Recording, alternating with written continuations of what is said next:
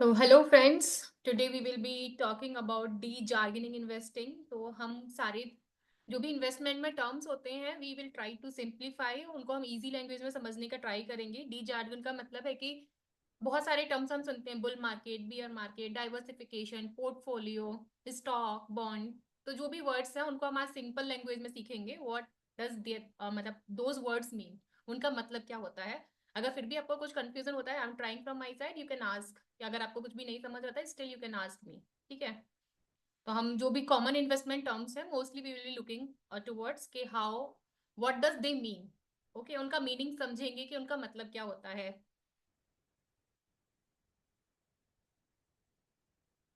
And I'm on a mission to simplify finance for everyone so that each and everyone, especially women, can learn and really do all these things. Yes, dear. So let's moving on to first, what is investing? Investing होता क्या है? ठीक है। So there is something called savings. जब हम पैसा बचाते हैं, मतलब हमारा कुछ भी इनकम है, if we are saving some part of it, that is called saving. अगर मैंने आज 100 रुपया कमाया और मैंने 80 खर्चा कर दिया, 20 रुपए मैंने बचा लिया, उसको खर्चा नहीं किया, उसको हम सेविंग बोलते हैं, we call it saving. But that saving and investing are not same thing. But for investment to happen saving is required. अगर आपको इन्वेस्टमेंट करना है तो सेविंग होना चाहिए। सेविंग और इन्वेस्टमेंट दोनों सेम नहीं है, दोनों डिफरेंट है। पर अगर हमें इन्वेस्टमेंट करना है तो हमारे पास सेविंग होना चाहिए। तो first you need to save, then you can invest. तो इन्वेस्टिंग का मतलब क्या होता है कि जो भी पैसा हमने बचाया, अगर हमने मान लो 20 रुपया बचाया और हमने 20 रुपए को उसको अपने पास रख लिया, ठीक है, वो हमारा सेव रहेगा, वो 20 रुपए का 20 रुपए ही रहेगा, आज भी 20 रुपए रहेगा, 1 साल बाद भी, 10 साल बाद भी, 50 साल बाद भी वो 20 रुपए ही रहेगा, उसका वैल्यू इंक्रीज नहीं होगा। इन्फ्लेशन बढ़ जाएगा, जो भी रहेगा वो 20 ही रुपए रहेगा। इन्वेस्टिंग का मतलब होता है you are putting that money to work for you, that money is working for you. 20 rupees का आपने एफडी बना दिया, स्टॉक में डाल दिया, now you are getting some return on it. आपको साल में 2 रुपए एफडी का इंटरेस्ट मिल गया, ठीक है, या जो भी आपका है, मतलब you are getting something in return. आपको उस पर कुछ नहीं करना है, your money is making money for you. It's like money soldiers you are creating, and this is like the best concept कि you just think कि now I'm earning, I'm giving reward to myself, at least 10, 20, 30% I will be saving and that money should work for me। अभी मैंने पैसे के लिए काम कर लिया, अभी जो मैंने पैसा कमाया ना उसको मेरे लिए काम करना है। तो पैसा हमारे लिए कैसे काम करेगा, we have to think like money as soldiers, छोटे छोटे सोल्जर्स और छोटे छोटे वर्कर्स।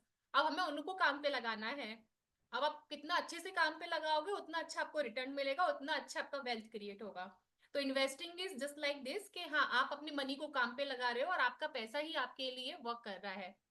ठीक है। जैसे आपने काम करके 100 रुपया कमाया, 20 रुपया बचाया, अब वो 20 रुपया खुद पे काम कर करके आपके लिए और वेल्थ जनरेट करेगा, उसके ऊपर वो और पैसा कमाएगा ताकि आपका 20 रुपए का वो बढ़ के 25, 30, 35, 40, 50 हो जाए। ठीक है।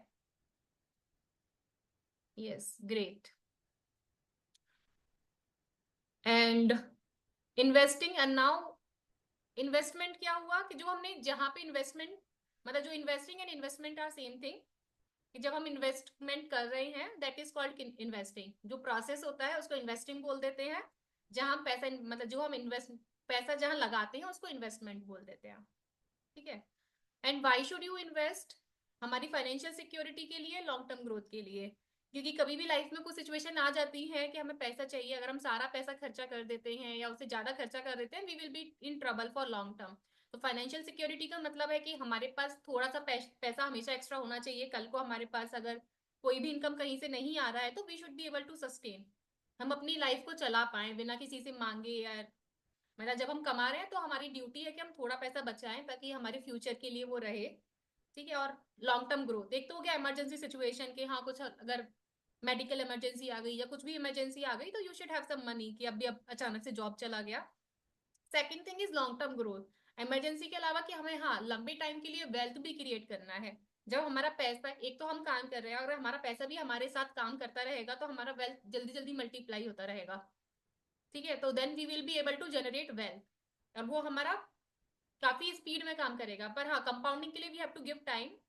स्टार्टिंग में आपको लगेगा उतना ज्यादा कुछ फायदा नहीं हो रहा है, मैंने क्या 100 रुपए बचाया उससे क्या फायदा हुआ, but with time you will so, मतलब यू विल सी कि how fast it is growing.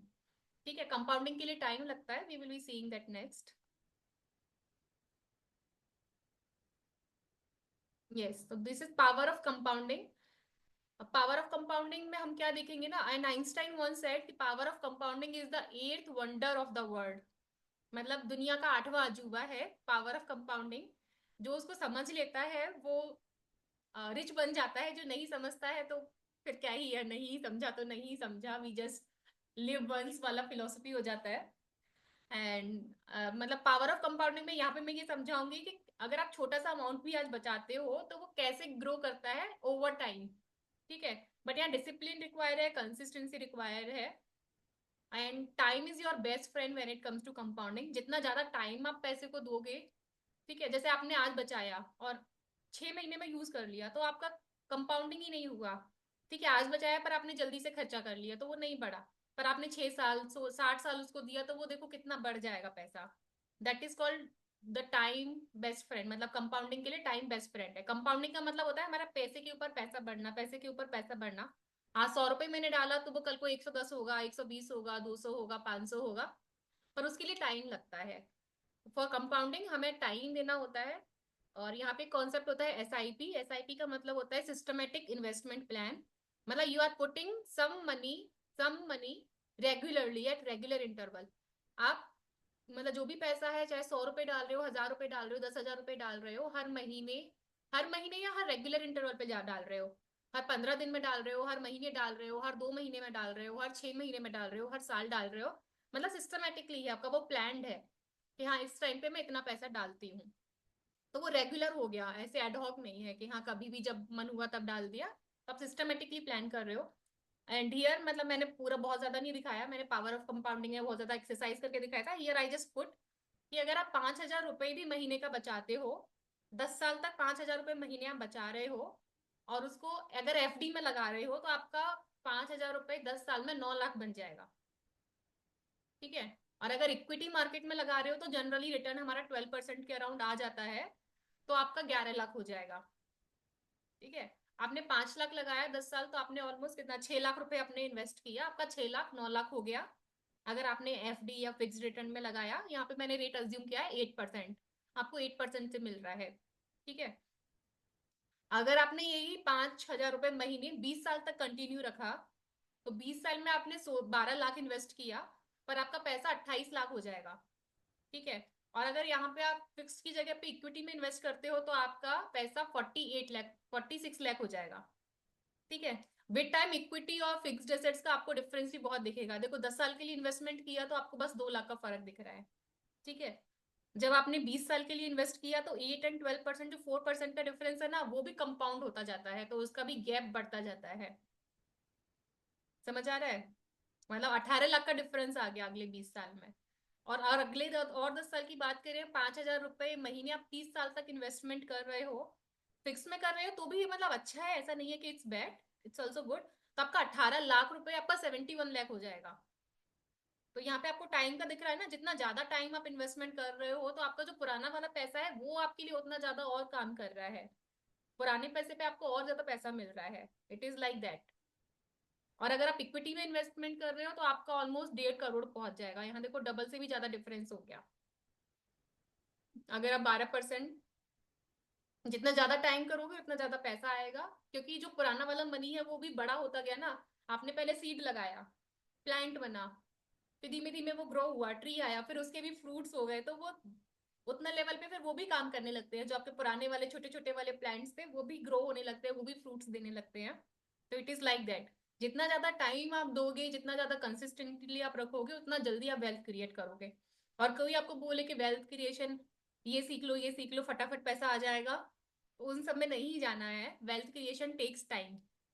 ठीक है, when we talk about manifestation that is different thing, but अगर आप एक जर्नी में जा रहे हो वेल्थ क्रिएशन की में, it takes time, it takes discipline, and there is no fast way. कोई बोलता है स्टॉक्स में करके ये कमा लो वो कमा लो, ठीक है, वहां उतना जल्दी कमाते भी हैं, उतना जल्दी जाता भी है पैसा, and I don't teach those things now. ठीक है, जब क्योंकि उसके लिए बहुत सारा नॉलेज रिक्वायर्ड है, but as of now I am not going in to that. तो मतलब ये सोचना है आपको कि क्विक पैसा, मतलब जहां से आप क्विक पैसा कमा भी सकते हो तो क्विक आपका चला भी जाएगा। ठीक है, क्योंकि अगर ऐसा कोई तरीका होता जो ये बोल रहा है कि मैं मतलब आप ये सीख लो, ये ट्रेडिंग कर लो, आपका 1000 रुपए का 10,000 हो जाएगा, तो जीरो भी हो सकता है वो आपका, ठीक है। तो वहां पे आपको अवेयर रहना है कि हाँ ठीक है, रिटर्न्स पे जाना है। यहाँ पे भी मैं इक्विटी की बात करती हूँ तो I am talking about the big companies. ऐसा नहीं है कि आपने किसी में भी डाल दिया, ठीक है। हम धीमे धीमे उनकी और बात करेंगे, we will be learning more about that. And yes, now we will talking कि कॉमन इन्वेस्टमेंट जार्गन्स क्या होते हैं। तो ये पावर ऑफ कंपाउंडिंग ही हो गया, बहुत सुनने को मिलता है। पावर ऑफ कंपाउंडिंग क्या है, आपको क्लियर हुआ क्या है पावर ऑफ कंपाउंडिंग? हम्म, ठीक है। अभी हम देखेंगे स्टॉक्स, शेयर, बॉन्ड, ये सब बहुत वर्ड सुनने को मिलते हैं। ये होता क्या है? स्टॉक्स, इक्विटी, ये सब होता है कि you are owning a small part in a company, ठीक है। जैसे कि अगर मान लो कि रिलायंस कंपनी लिस्टेड है, ये रिलायंस कंपनी का नाम सुना है, टाटा का नाम सुना है। रिलायंस, टाटा, ऐसे जो बिजनेसेस हैं, ये रजिस्टर हो जाते हैं। ये क्या करते हैं, पब्लिक से पैसा लेते हैं अपने बिजनेस को ग्रो करने के लिए। लोन लेने की जगह ये पब्लिक से लोन लेते हैं। मतलब I am saying loan, but it is not loan, they are giving their part of company, their ownership to us, to grow their business. तो हमें वो एक हिस्सा दे रहे हैं अपने ओनरशिप का, एक कंपनी का पार्ट दे रहे हैं। And now we are also part, इसीलिए उसको शेयर बोलते हैं। We are the shareholders, we are the part of the company, ठीक है। जब मैं एक शेयर खरीद रही हूँ तो मेरे को उतना, जितने भी टोटल नंबर ऑफ शेयर्स हैं डिवाइडेड बाई क्या, मतलब उतना मेरे को उतना परसेंटेज ऑफ ओनरशिप मिला है कंपनी का। तो stocks are like ownership of the company. तो ओनर्स को क्या मिलता है, प्रॉफिट में शेयर मिलता है। तो जब कंपनी प्रॉफिट करेगी तो आपको प्रॉफिट में शेयर मिलेगा, लॉस करेगी तो लॉस में भी शेयर मिलेगा। वो कैसे मिलता है, स्टॉक का प्राइस डाउन हो जाता है तो हमारा कम भी हो जाता है पैसा, है ना। तो कभी अगर कंपनीज लॉस भी करती हैं तो वहां पे हमारी वैल्यू भी कम हो जाती है। जब प्रॉफिट कमाती हैं तो प्रॉफिट में भी हमें हिस्सा मिलता है। तो एज अ ओनरशिप हो गया, जैसे आपका बिजनेस रन कर रहे हो, अगर आप प्रॉफिट कमाओगे तो जो भी आप सब पार्ट है बिजनेस में, पार्टनर्स है, सबको फायदा होगा। अगर लॉस किया तो सबको लॉस होगा। तो stocks is like that. Stocks को ही नाम से बोलते हैं, कई लोग शेयर्स बोलते हैं, इक्विटी बोलते हैं, all these are same thing. Equity, stocks, share सब सेम है। इक्विटी का मतलब है बिजनेस में पार्टिसिपेशन। आप जिसका शेयर ले रहे हो आप उसके इक्विटी में पार्टिसिपेशन कर रहे हो। इक्विटी मतलब ओनरशिप, आप उसकी ओनरशिप में पार्टिसिपेट कर रहे हो। आप उस बिजनेस के ओनर बन रहे हो। मतलब जितना परसेंटेज आप प्राइस पे कर रहे हो, जितने शेयर्स खरीदे हो, उतने परसेंटेज के आप ओनर बन रहे हो, ठीक है। क्लियर है? और इसमें कभी गारंटीड रिटर्न नहीं होता है, क्योंकि बिजनेस में वी कांट प्रेडिक्ट कि क्या होने वाला है क्या नहीं होने वाला है।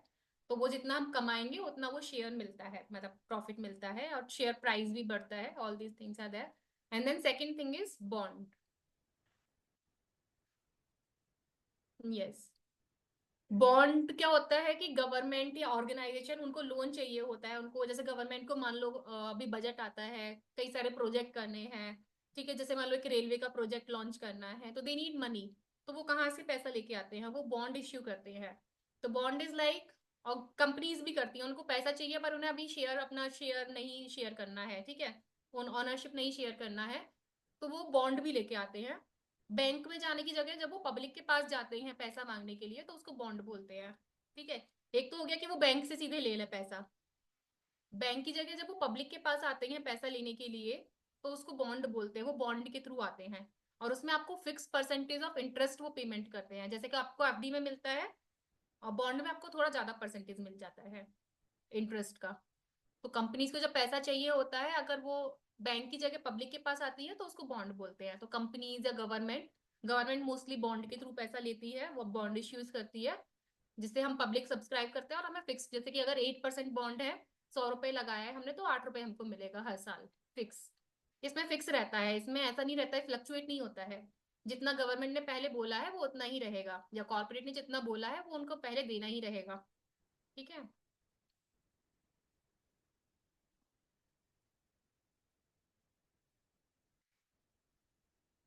Yes, so now the next term is risk and return. ये भी वर्ड हम बहुत सुनते हैं कि रिस्क, रिटर्न। ये होता क्या है, रिस्क का मतलब होता है कि चांस ऑफ लूजिंग मनी, कि आपने पैसा लगाया, कितना परसेंट चांस है कि आपका पैसा डूब जाएगा। जैसे कि आपने टाटा में पैसा लगाया, ठीक है।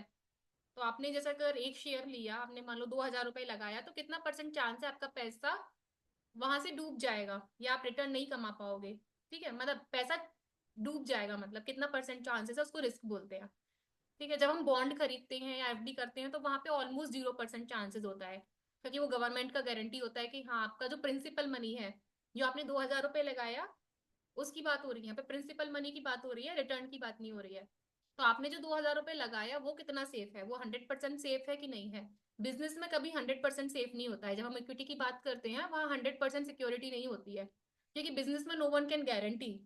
कल को बिजनेस हो सकता है डबल हो जाए, कल को होता है जैसे कोविड वाला सिचुएशन आ गया था तो एकदम से बिजनेस काफी सारे बंद होने लगे थे, होटल्स बिजनेस काफी बंद हो गए थे।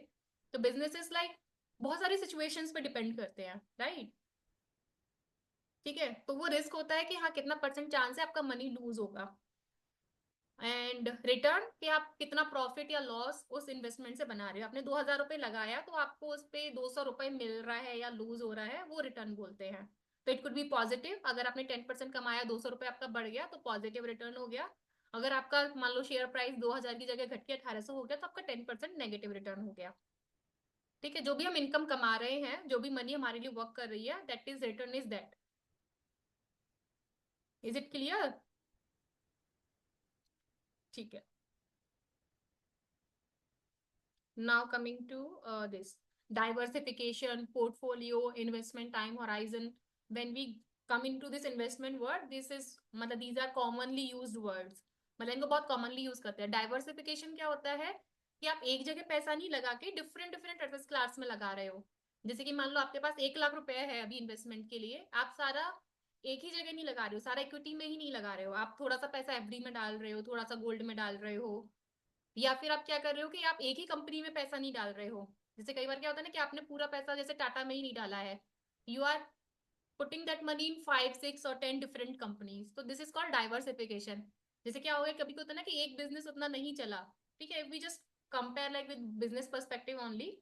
कई बार क्या होता है कि अगर आपने पैसा एक ही बिजनेस में डाला तो हो सकता है अगर वो बिजनेस नहीं चला तो आपका पैसा डूबने के चांसेस ज्यादा हो जाते हैं। पर अगर आपने सेम जैसे आपका 1 लाख रुपया है, आपने 10 कंपनीज में डाल दिया, तो 10 कंपनीज का एक साथ बंद होने का या डूबने का चांसेस कम हो जाता है, राइट। ऐसा नहीं कि एक टाइम पे सारी कंपनीज ही बुरा करने लगेंगी। तो डाइवर्सिफिकेशन से क्या होता है, हमारा रिस्क कम हो जाता है कि हमारा पैसा खो जाएगा। जब हमने एक जगह मतलब एक ही जगह हम जैसे हम एक ही बिजनेस कर रहे हैं तो हम पूरा उसी पे डिपेंडेंट होते हैं। अगर हमारे 5 बिजनेस हैं तो हम कहीं ना कहीं से इनकम आ जाएगा, लाइक दैट। तो हमारा रिस्क कम हो गया, डिपेंडेंसी कम हो गई एक ही चीज के ऊपर। तो इसको डाइवर्सिफिकेशन बोलते हैं। ये it could be like in one asset class, एक ही एसेट क्लास में आप डिफरेंट कर सकते हो, ठीक है, या फिर डिफरेंट एसेट क्लास में भी जा सकते हो। एसेट क्लास मतलब हो गया कि इक्विटी हो गया, बॉन्ड हो गया, गोल्ड हो गया, मेटल्स हो गए, रियल एस्टेट हो गया, ठीक है। तो आप डिफरेंट एसेट क्लासेस में भी जा सकते हो और एक एसेट क्लास में डिफरेंट टाइप्स में जा सकते हो, ठीक है। तो उसको हम डाइवर्सिफिकेशन बोलते हैं कि हाँ मतलब उसको वेराइटी डिफरेंट डिफरेंट टाइप्स में करना। एंड पोर्टफोलियो क्या होता है कि जैसे कि हमने डिफरेंट डिफरेंट जगह पे अपनी इन्वेस्टमेंट कर दी है, उनका कलेक्शन को पोर्टफोलियो बोलते हैं। कि मेरा थोड़ा इन्वेस्टमेंट इक्विटी में है, थोड़ा म्यूचुअल फंड में है, थोड़ा गोल्ड है, थोड़ा रियल एस्टेट है, वो सब जो भी है सब कुछ को मिला के हम पोर्टफोलियो बोल देते हैं कि ये मेरा पोर्टफोलियो है, this is my investment portfolio. उन सबका कलेक्शन हमारा बोला जाता है पोर्टफोलियो, ठीक है। एंड इन्वेस्टमेंट टाइम होराइजन होता है कि जो भी टाइम आप इन्वेस्टमेंट को होल्ड करना चाह रहे हो। जैसे कि आपने गोल्ड लिया, आप कितने साल, 10 साल अगर उसको रखने का आपने प्लान किया आज से, या इक्विटी में आपने इन्वेस्ट किया, इफ यू आर प्लानिंग कि मैं 5 साल इन्वेस्टमेंट करूंगी या 10 साल तक इसमें मुझे रहना है, तो दैट इज इक्वल कि आपका इन्वेस्टमेंट टाइम होराइजन है ये। मतलब इतने टाइम तक आप इस इन्वेस्टमेंट में रुकने की इच्छा रखते हो, ठीक है, आपने ये प्लान किया है कि आप इतने टाइम तक इसमें रुकोगे, ठीक है। Should be go ahead? Okay. Then bull market and bear market. Bull market क्या होता है कि जब इकोनॉमी बहुत ग्रोथ कर रही होती है, ठीक है, तो इकोनॉमी जब ग्रोथ करती है तो मेनली क्या होता है, बिजनेसेस भी ज्यादा पैसा कमाते हैं, बिजनेसेस को ज्यादा वर्क मिलता है, ठीक है, वो ज्यादा प्रोडक्ट सेल कर पाते हैं, ज्यादा सर्विसेज दे पाते हैं, तो वो ज्यादा इनकम अर्न करते हैं, उनके प्रॉफिट्स भी बढ़ जाते हैं, तो स्टॉक्स के प्राइस भी बढ़ जाते हैं, ठीक है। Are you getting it? Bull market मतलब जहाँ पे इकोनॉमिक ग्रोथ बहुत ज्यादा हो रही है, जैसे कि इंडिया भी है अभी बुल मार्केट फेज में ही है इंडिया भी, क्योंकि यहाँ पे अगर देखो तो कितना इकोनॉमिक, अभी हम डेवलपिंग से डेवलप्ड कंट्री होने जा रहे हैं in some time, it will take little time. तो हमारे पास बहुत सारी अपॉर्चुनिटीज है, young force, young work force है हमारे पास। तो we are in a phase of economic growth, ठीक है। तो यहाँ पे क्या होगा कि जब बिजनेसेस के पास अपॉर्चुनिटीज ज्यादा है तो वो ज्यादा पैसा कमा पाएंगे, तो ज्यादा पैसा कमाएंगे तो उनके स्टॉक्स का प्राइस बढ़ेगा। तो in general sense it is called bull market, ठीक है। जैसे जनरल एंड बियर मार्केट क्या होता है कि जहां पे इकोनॉमिक डिक्लाइन होता है, जैसे कि कोविड टाइम में क्या हुआ था, सब लोग घर में बंद हो गए, कोई घूमने नहीं जा रहा है, कोई होटल्स में नहीं जा रहा है, तो क्या हुआ, बिजनेसेस बिजनेसेस कम हो गए। ठीक है, नए बिजनेस नहीं खुल रहे, लोग नए घर में नहीं रह रहे, सब जैसे हम लोग भी अपने गांव चले गए, तो नई प्रॉपर्टीज नहीं कोई ले रहा है, और वर्क फ्रॉम होम का कॉन्सेप्ट आ गया, तो जो भी नए नए प्रोजेक्ट्स बन रहे थे सब यही हो के सब खाली हो गए, तो अभी और नई नई बनाने हैं। तो जहाँ पे इकोनॉमिक डिक्लाइन होता है या यहाँ जहाँ पे इकोनॉमिक ग्रोथ कम हो जाती है, तो वहाँ स्टॉक प्राइसेस गिरने लगते हैं, क्योंकि अब तुम्हारे पास बिजनेस ही नहीं है, तुम उतना सेल ही नहीं करोगे, उतना प्रॉफिट ही नहीं कमाओगे, तो वो तुम्हारा बियर मार्केट हो गया। ठीक है। पर जनरली क्या होता है कि हाँ, एक जनरल अगर मान लो इंडिया में बुल मार्केट चल रहा है, पर उसमें भी बुल एंड बियर फेजेस होंगे। ठीक है, कभी अर्निंग कम हो गया, कभी जैसे किसी कंट्री का किसी के साथ वॉर हो गया, कभी कोई और सिचुएशन हो गया, कभी कुछ न्यूज आ गया, तो मतलब एक ओवरऑल बुल मार्केट में भी there will be phases of bull and bear. तो मार्केट साइक्लिकल चलता है, मतलब थोड़े टाइम बुल मार्केट रहेगा, थोड़े टाइम बियर रहेगा, बट इन जनरल, हाँ, दिस इज मतलब what I told, it is general thing, कि जब मार्केट ऊपर जा रहा है, बिजनेसेस ऊपर जा रहे हैं, इकोनॉमी ग्रो कर रही है, तो उसको बुल मार्केट बोलेंगे। जहां बिजनेसेस कम जा रहे हैं, इकोनॉमिक डिक्लाइन हो रहा है, तो वहां स्टॉक प्राइसेस गिरने लगते हैं, उसको बियर मार्केट बोलते हैं।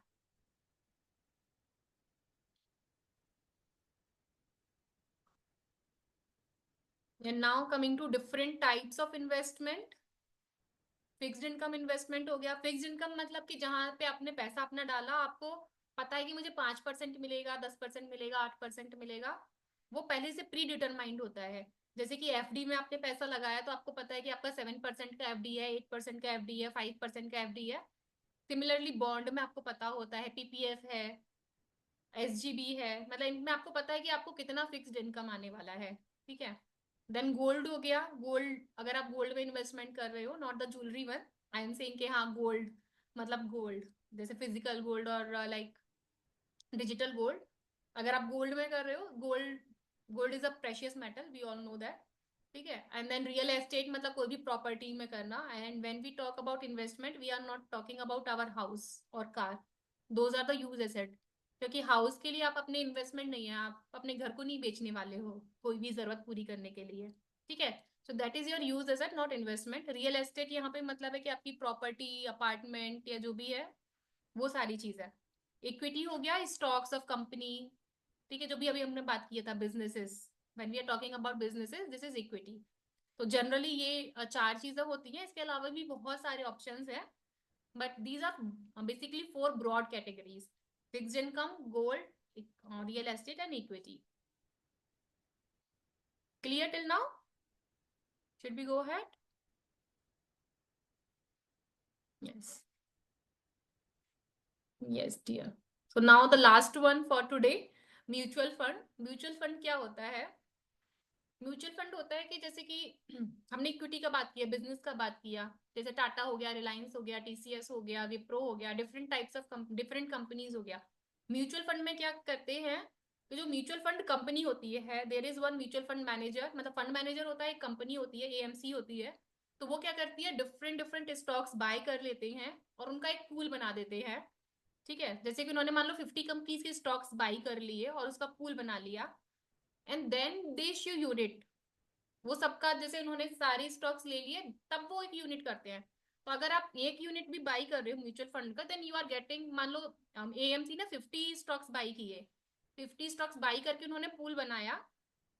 ठीक है, now you are buying from that mutual fund. तो आपको जो भी आप अगर एक यूनिट भी कर रहे हो, तो आपको वो 50 शेयर्स का बेनिफिट मिल रहा है।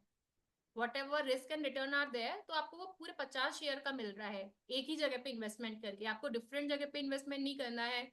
और these are professionally manage, fund manager होते हैं वो मैनेज करते हैं, और वो डिफरेंट डिफरेंट इन्वेस्टर्स का मनी पूल करके डिफरेंट डिफरेंट स्टॉक मतलब लेते हैं, and then they invest.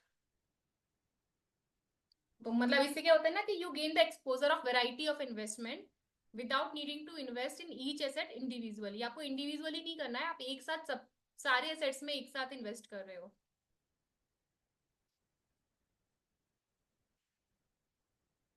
So is it clear?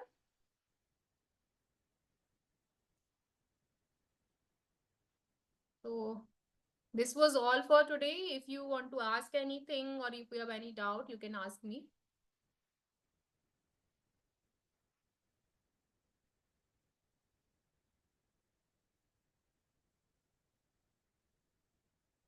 Okay, I'll take one photo, then we will end the session.